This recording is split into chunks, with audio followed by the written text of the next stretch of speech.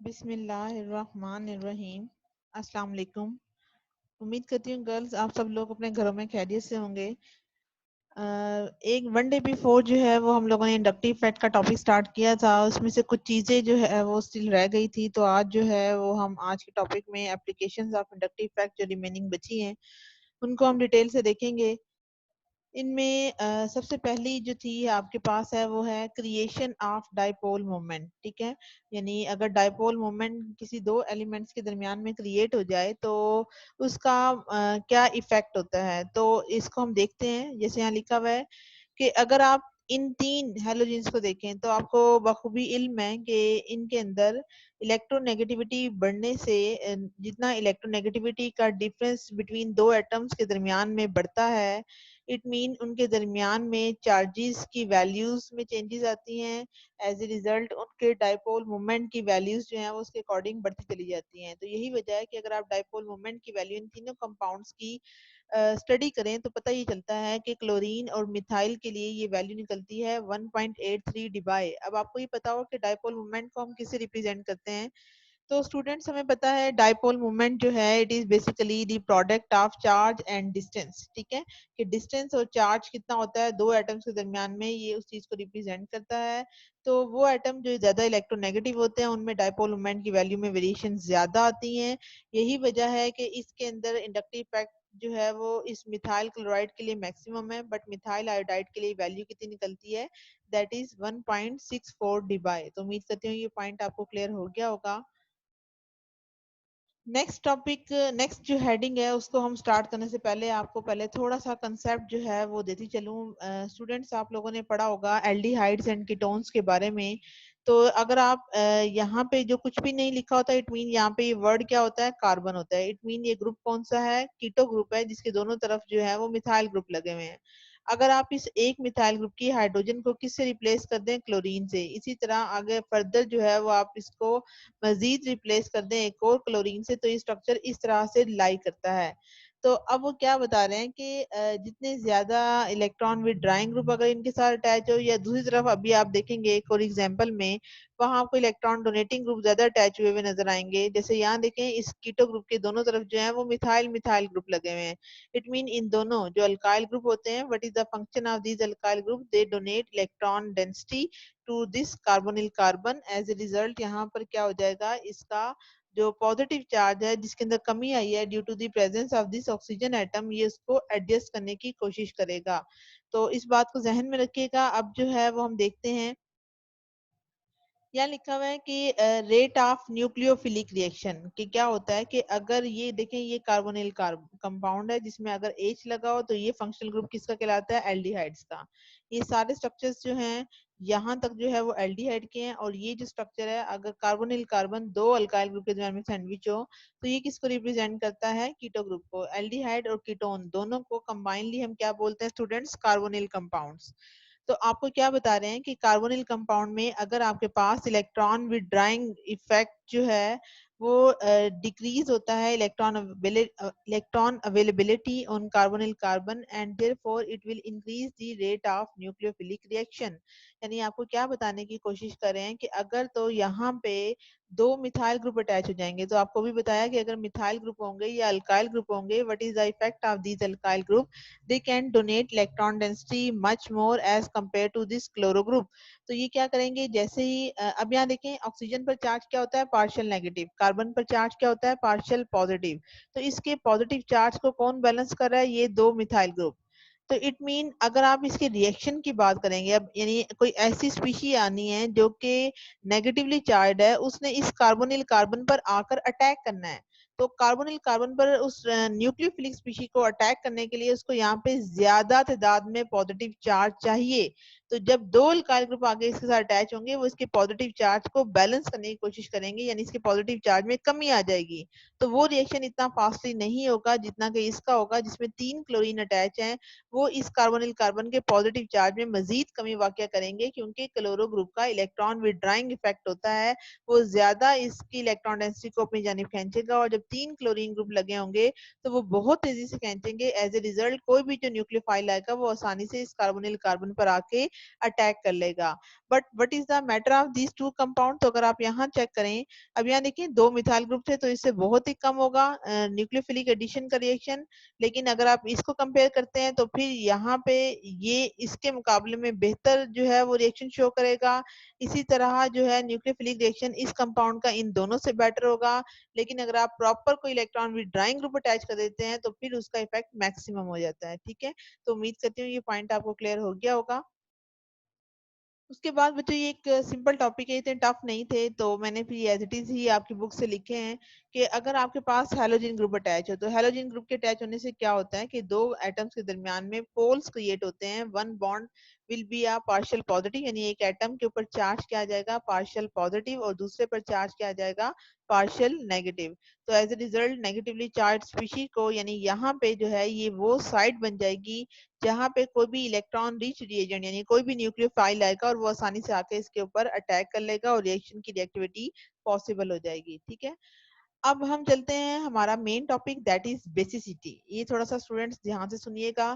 तो सबसे पहले आपको ये पता हो बच्चों ये होते हैं अमाइंस। ठीक है, अगर NH2 जो ग्रुप है अगर खाली NH3 हो जिसको हम अमोनिया बोलते हैं, अमोनिया के एक हाइड्रोजन को आप अल्काइल से रिप्लेस कर दें तो ये कंपाउंड कौन से बनते हैं? अमाइंस। ठीक है, अब अमाइंस के अंदर स्टूडेंट्स एक प्रॉपर्टी होती है जिसको हम बोलते हैं बेस, यानी इन अमाइंस का बेसिक करैक्टर होता है। अब इन अमाइंस का बेसिक करैक्टर कैसे लाई करता है, तो इस बात को अंडरस्टैंड करने के लिए ये बात याद रखिएगा कि हम जब भी बेस की बात करते हैं हम बोलते हैं कि what is the function of base to abstract a proton, कि हर वो चीज बेस कहलाती है जो कि आसानी से प्रोटॉन को अपने साथ अटैच कर ले, that is known as the base. तो अगर आप इस अमीन्स की बात करें तो अमाइंस के केस में क्या हो रहा है कि ये जो नाइट्रोजन का लोन पेयर है ये टेंडेंसी रखता है to accept this proton, as a result it will be converted into a NH3 positive ion. तो हमें क्या चीज पता चली कि बेस क्या होती हैं? बेस ने पॉजिटिव स्पीशीज जो कि प्रोटॉन की है उसको लेना है। अगर इसने इस पॉजिटिव स्पीशीज को लेना है तो एज ए रिजल्ट इसके ऊपर नेगेटिव चार्ज अच्छा खासा होना चाहिए।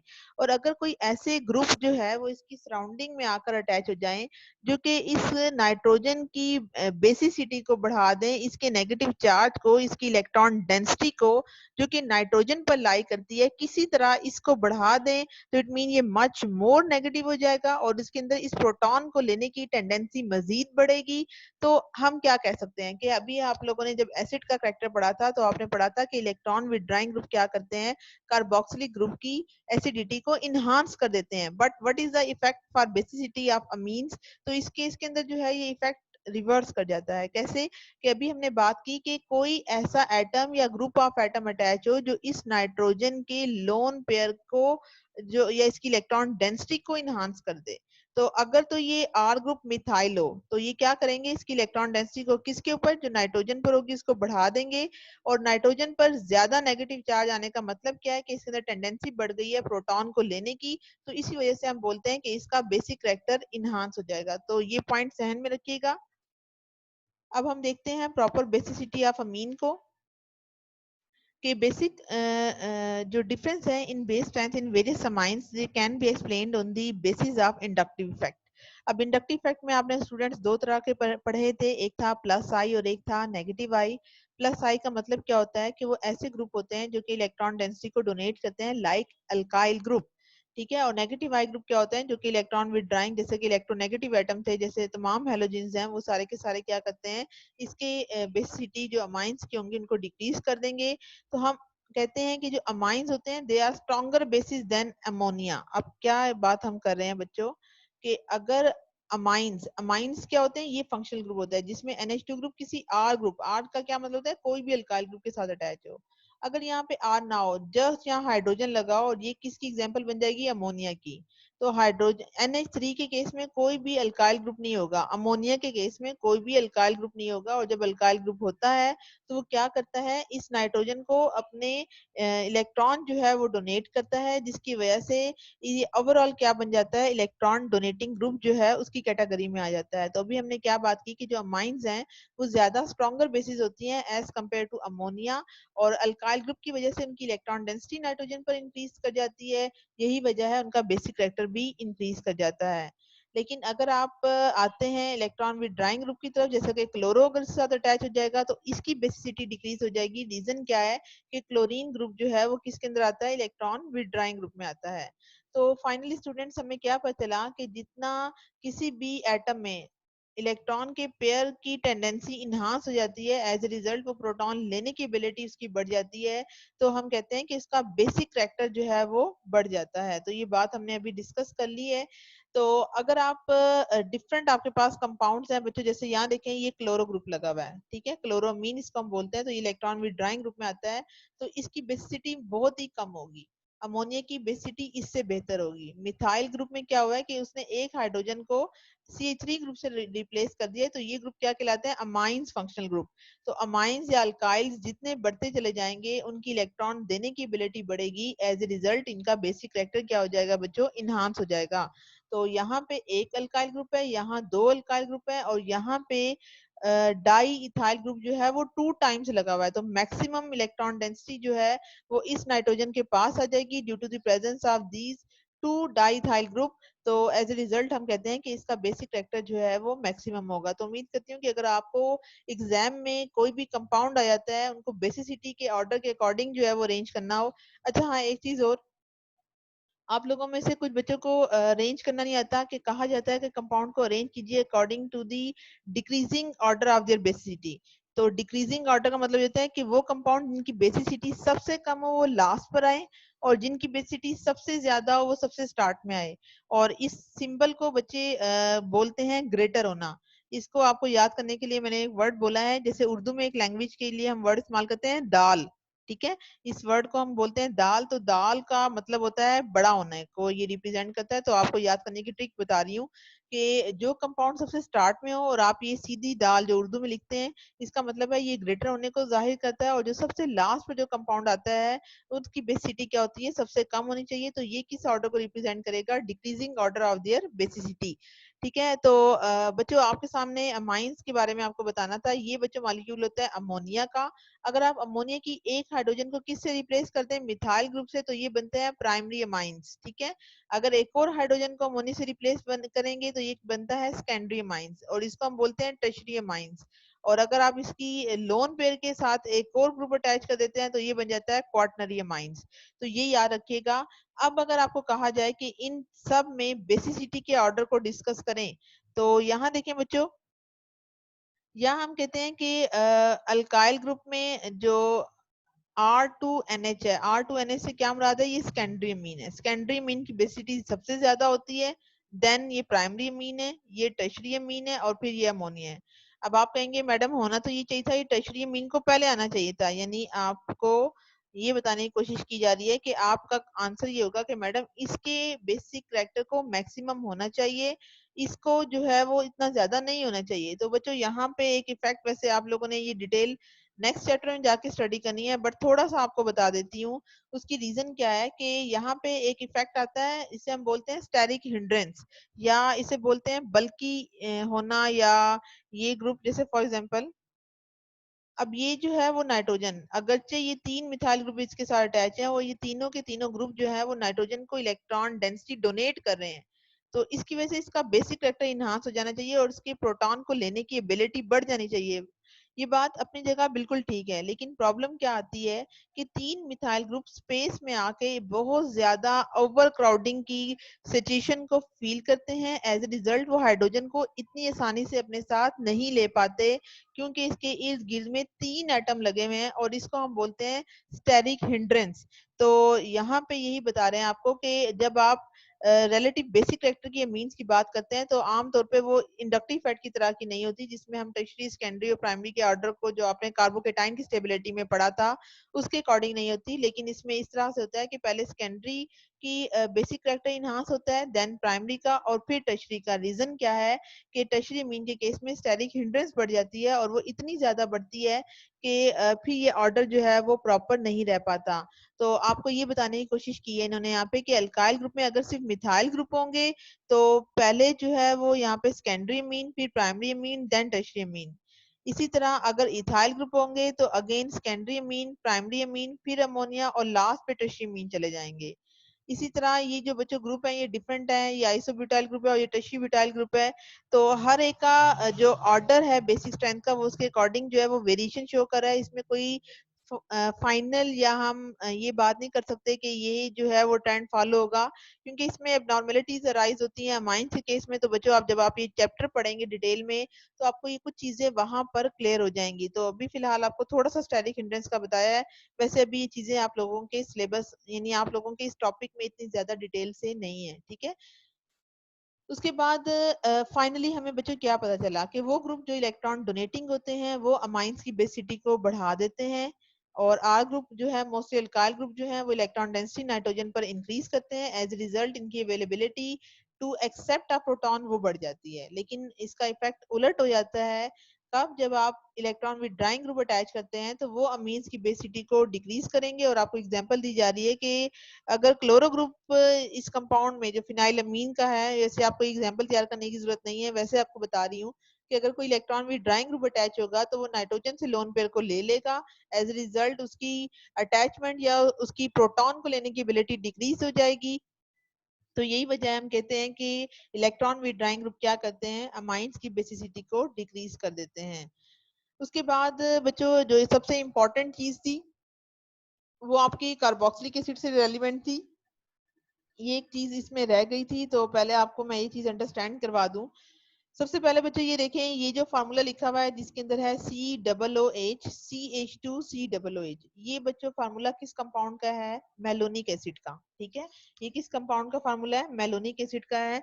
तो मेलोनिक एसिड को जब आप वाटर में ऐड करते हैं तो क्या होता है कि इसके पास दो तरह के ग्रुप हैं, वन इस साइड पे COOH है और दूसरा इधर COOH ग्रुप है।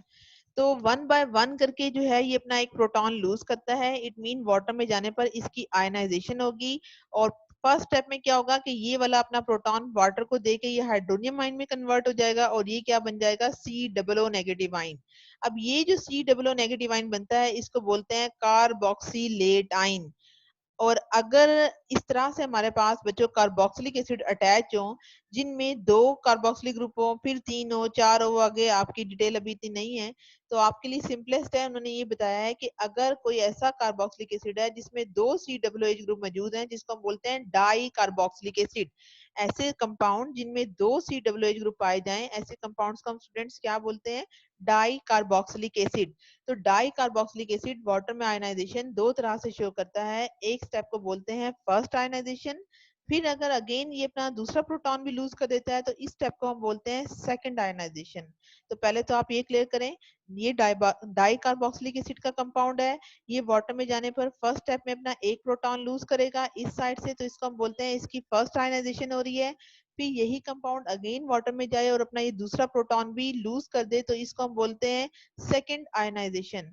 तो बच्चों फर्स्ट आयनाइजेशन की पीके वैल्यू आती है 2.85, यानी इसके लिए 2.85 आती है, और सेकंड के लिए कितनी आती है 5.70। तो ये वैल्यू ध्यान में रखिएगा। अब हम थोड़ा सा इफेक्ट यहाँ पर स्टडी करेंगे। तो यहाँ ये बता रहे हैं कि जब आप फर्स्ट आयनाइजेशन की बात करते हैं तो होता क्या है कि सेकंड आयनाइजेशन के मुकाबले में जो फर्स्ट आयनाइजेशन है ये इनहांस हो जाती है। फर्स्ट आयनाइजेशन क्यों इनहांस हो जाती है, क्योंकि इसमें ये जो मैंने ब्लू कलर से इसको हाईलाइट किया हुआ है ये आपका कार्बोक्सिलिक एसिड का ग्रुप है, ठीक है। आप लोगों ने जब आपको टाइप्स ऑफ इंडक्टिव इफेक्ट पढ़ाए थे तो आपको ये बताया था कि अगर किसी कंपाउंड पे नेगेटिव चार्ज आ जाता है, COO नेगेटिव आ जाता है, तो ये क्या कहलाता है, इलेक्ट्रॉन डोनेटिंग ग्रुप। और अगर किसी पर COOH आता है सिंपल, तो ये कौन सा ग्रुप होता है, इलेक्ट्रॉन विड्राइंग ग्रुप। तो वो क्या बता रहे हैं आपको कि जब ये कंपाउंड अपना वाटर जो है वाटर में जाने पर अपना एक प्रोटॉन लूज कर देता है, तो एज ए रिजल्ट यहाँ पे क्या होता है कि इसकी जो है वो आयनाइजेशन होती है और इसका इलेक्ट्रॉन विड्रॉइंग इंडक्टिव फैक्ट जो है वो इंक्रीज हो जाता है due to the presence of this COOH group. तो हम क्या कह रहे हैं कि जब COOH ग्रुप आता है, यानी ये कंपाउंड जब वाटर में जाकर आयनाइज होता है, तो ये अपना एक प्रोटॉन जो है वो लूज करेगा और किस में कन्वर्ट हो जाएगा, COO नेगेटिव में। और इस COOH के पाए जाने की वजह से ये इलेक्ट्रॉन विड्रॉइंग ग्रुप क्रिएट करेगा, यानी ये यहाँ पे पॉजिटिव चार्ज को शो करेगा जो कि इस नेगेटिव चार्ज को बैलेंस करने की कोशिश करेगा। इट मीन इसकी फर्स्ट आयनाइजेशन क्या हो जाएगी, फेवरेबल हो जाएगी। लेकिन जैसे ही आप इस कंपाउंड की फर्दर सेकंड आयनाइजेशन करवाने की कोशिश करते हैं, तो स्टूडेंट्स होता क्या है कि ये भी electron with electron donating group में आ जाता है और ये भी इलेक्ट्रॉन डोनेटिंग ग्रुप में आ जाता है। इट मीन इलेक्ट्रॉन डोनेटिंग और इलेक्ट्रॉन डोनेटिंग दोनों जो है वो नेगेटिव नेगेटिव चार्ज आ जाते हैं, तो ये जो है वो रिपल्शन क्रिएट करेंगे। एज ए रिजल्ट हमने क्या देखना है कि जो सेकंड आयनाइजेशन की वैल्यू होती है, it is usually less than that of the mono carboxylic acid. जैसे आपको ठहरे एक सेकंड, आपको मैं ये बात बताती हूँ। यहाँ देखिए, आपको लिखा, यहाँ पे लिखा हुआ है कि जो आयनाइजेशन होती है फर्स्ट कार्बोक्सिलिक एसिड की किन कंपाउंड में, जो डाई कार्बोक्सिलिक हो। डाई कार्बोक्सिलिक का मतलब क्या है, जिनमें 2 दफा COOH ग्रुप लगा हुआ हो, तो उनकी फर्स्ट आयनाइजेशन जो है वो इनहांस हो जाती है by the electron withdrawing inductive effect of the second carboxylic group, but the dicarboxylatine thus produced having an electron donating inductive effect and has an unfavorable influence on the ionization of the second carboxylic group। यानी यही बात आपको बताने की कोशिश की कि जब आप इसकी फर्स्ट आयनाइजेशन करवा लेते हैं तो फर्स्ट आयनाइजेशन तो हो गई और ये फेवरेबल होती है। क्यों? क्योंकि इसमें एक इलेक्ट्रॉन विड्रॉइंग ग्रुप जो है वो इलेक्ट्रॉन डोनेटिंग के साथ एडजस्ट हो जाता है। लेकिन जब आप इसकी मजीद करवाने की कोशिश करते हैं तो ये दोनों ग्रुप जो है वो इलेक्ट्रॉन डोनेटिंग बन जाते हैं। एज ए रिजल्ट इसकी सेकंड आयनाइजेशन जो है वो इतनी फेवरेबल नहीं होती। इट मीन इस की एसिडिक स्ट्रेंथ जो है वो डिक्रीज कर जाएगी और सेकंड pKa की वैल्यू या जो ये जो होगा, जितनी बड़ी वैल्यू होगी ये उतना ही वीकर एसिड जो है वो शो करेगा। यही वजह है सेकंड आयनाइजेशन कांस्टेंट की जो वैल्यू होती है फार्मेलोनिक एसिड के लिए, ये डिक्रीज कर जाती है। तो अगर आप सेकंड आयनाइजेशन कांस्टेंट की वैल्यू को जो इस कंपाउंड की कंपेयर करते हैं किसके साथ, विद एसिटिक एसिड के साथ। एसिटिक एसिड के लिए वैल्यू कितनी है, 4.75 और इसके लिए वैल्यू कितनी है, 5.70। इट मीन ये जो सेकंड आयनाइजेशन कांस्टेंट की वैल्यू है वो इतनी कम, इतना इसको वीकर बना देती है कि ये कंपाउंड एसिटिक एसिड से भी वीक हो जाता है। तो उम्मीद करती हूँ ये पॉइंट आपको क्लियर हो गया होगा। इसके बाद बच्चों इससे रेलिवेंट एक और इम्पोर्टेंट चीज है, वो ये है कि यहाँ पे हमें क्या पता चला कि यहाँ पे एक और इफेक्ट जो है वो ऑपरेट कर रहा है इंडक्टिव इफेक्ट के साथ साथ, कि अगर आप इन फर्स्ट और सेकंड आयनाइजेशन कांस्टेंट की वैल्यू का डिफरेंस निकालें तो ये वैल्यू डिफरेंस अराउंड अबाउट कितना निकलता है, 1000। तो इसको जो है वो हम फिर एक इफेक्ट में स्टडी करते हैं बच्चों, जिसको हम कहते हैं फील्ड इफेक्ट। तो यहाँ पे हम कहते हैं कि जो आयनाइजेशन होती है सेकंड प्रोटॉन की, it leads to an unfavourable repulsion between the charges of the resulting dianion when these are close to each other, and this effect act through space and is known as the field effect। और field effect जो है वो negatively charge di carboxylate ion का, इनको additional energy चाहिए एक दूसरे को सेपरेट करने के लिए। यही वजह है जो सेकंड कार्बोक्सिलिक एसिड होता है, अगर ये आयनाइजेशन की तरफ नहीं जाता और अगर आपने आयनाइजेशन करवानी ही करवानी है तो आपको जो है वो एक्स्ट्रा एनर्जी यहाँ पर देनी पड़ेगी। तो आपको क्या बता रहे हैं बच्चों फील्ड इफेक्ट में, कि यहाँ पे दोनों जो है वो डाई एनाइन क्रिएट हो गए हैं। ये देखिए यहाँ भी नेगेटिव चार्ज आ गया, यहाँ भी नेगेटिव चार्ज आ गया है। तो ये दोनों जो है वो नेगेटिव आयन जो है वो क्या क्रिएट कर रहे हैं, फोर्सेस ऑफ रिपल्शन जो है वो क्रिएट कर रहे हैं। और फोर्सेस ऑफ रिपल्शन के क्रिएट होने से यहाँ पर जो है वो क्या चीज क्रिएट हो रही है, ये जो है वो अनफेवरेबल आयनाइजेशन की तरफ जा रहा है। और यहाँ पे नेगेटिव चार्ज एक दूसरे की क्लोज विसिनिटी में है और क्लोज विसिनिटी में होने की वजह से ये किसके थ्रू ऑपरेट कर रहे हैं, थ्रू स्पेस। ठीक है, तो ऐसा इफेक्ट जो है वो क्या कहलाता है, फील्ड इफेक्ट कहलाता है। तो उम्मीद करती हूँ आपको ये पॉइंट जो है वो क्लियर हो गया होगा कि ये जो इफेक्ट है जो डाई कार्बोक्सिलिक एसिड में जो है वो ड्यू टू अनफेवरेबल रिपल्शन की वजह से क्रिएट हो रहा है, और ये इफेक्ट जो है वो किसके थ्रू ऑपरेट कर रहा है, थ्रू स्पेस, और इसको हम क्या नाम देते हैं, फील्ड इफेक्ट का नेम देते हैं। तो फील्ड इफेक्ट को अगर आप प्रॉपर डेफिनेशन की तरफ आए तो बच्चों ये आपने लिखनी है कि ये जो इफेक्ट है ये बिल्कुल सिमिलर है इंडक्टिव इफेक्ट की तरह ही, लेकिन इसमें डिफरेंस क्या है कि जो फील्ड इफेक्ट होता है ये थ्रू स्पेस के जरिए एक्ट करता है या फिर सोल्यूशन के थ्रू एक्ट करता है, लेकिन जो इंडक्टिव इफेक्ट होता है वो थ्रू सिग्मा बॉन्ड जो है वो ऑपरेट कर रहा होता है। तो हमने क्या पढ़ा कि जो फील्ड इफेक्ट होता है ये बॉन्ड के थ्रू ऑपरेट नहीं करता, बल्कि डायरेक्टली थ्रू स्पेस या सॉल्वेंट मॉलिक्यूल के थ्रू ऑपरेट करता है। और इन दोनों इफेक्ट को, यानी इंडक्टिव इफेक्ट और फील्ड इफेक्ट को, हम मोस्टली सेपरेट नहीं कर सकते।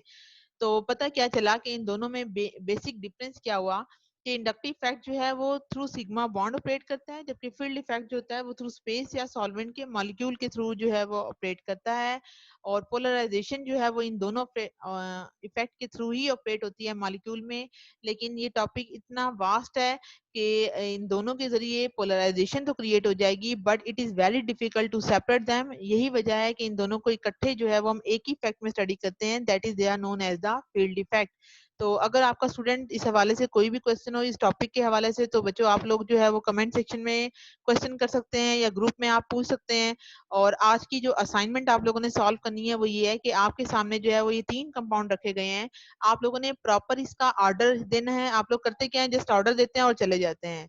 आपको बच्चों एग्जाम में एक्सप्लेनेशन के भी नंबर हैं, तो जब तक आप इसकी रीजन नहीं देंगे कि आपने किसी एक कंपाउंड को पहले क्यों रखा, बाद में क्यों रखा, आप जब तक रीजन नहीं देंगे तब तक आपको बच्चों इसके आंसर नंबर जो है वो नहीं मिलेंगे। तो आज के लेक्चर को हम यहीं तक एंड करते हैं। अपना बहुत ख्याल रखिएगा। अच्छा जी, अल्लाह हाफिज।